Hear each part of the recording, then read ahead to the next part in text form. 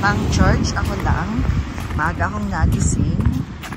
Dito po sa St. Clair, mayroong 8 o'clock mass. So, sabi ko mag St. Clair na lang ako kasi yung dun sa Assumption is 10 pa. Since gising na ako, sabi ko magbabas na lang ako o yung asawa ko tulog pa. Siyempre may inuman kagabi kasi nga yung birthday celebration ko. Ayan. I woke up with the snow. Pero kagabi po talaga nag-i-snow. Hindi naman ganun ano ba yan? Kadami. Pero may snow. Ayan. Ito po ako naglalakad. Hopefully hindi ako madulas.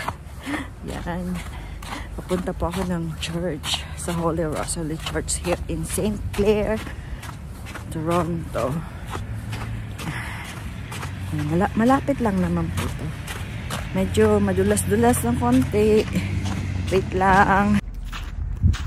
Nandito po ang church. Yan, tahimik pa ang daan. Maaga pa po. Ano pa ang mga tao? Here is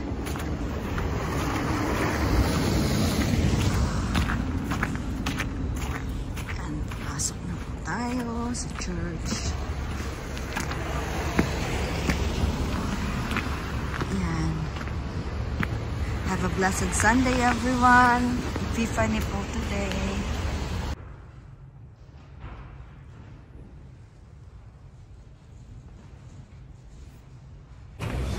Tapos na po yung mass. Pauwi na po. Yan, maliwanag na. Tapos lang nung mass. At ako ay may premiere pero malamang hindi ko maabutan at nandito pa ako sa labas. Ayan na po ang bus. Salamat sa mga nasa premiere ko ngayon. Ngayon lang. Nagpe-premiere po ako yung pork chop. Pauwi na po ako.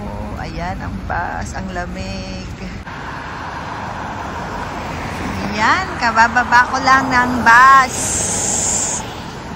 Salamat sa mga pumunta sa premiere ko. Ang hirap ng dot-dot. Nilalamig yung kamay ko. Ayan, dito na po ako. Kasi hindi ko ginising yung asawa ko eh. Sarap ng tulog. Maaga po ako nagising. Kaya, ako na lang nagmas. Snowy today. Ayan, ako'y naglalakad na. Pauwi.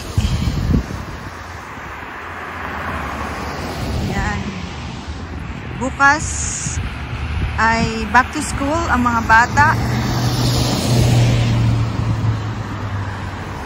Maraming salamat sa mga pumunta sa premiere ko. Nasa labas po ako. Ang hirap magdot-dot at malamig. Pero yan. Video for more. Ayan, dito na po ako. Nilalamig ang kamay ko. Ayan, ang aming kapaligiran ngayong at this moment, nag-snow kagabi. Marayan, maglalaro daw ng snow. Ayan, pupunta sila siguro sa school.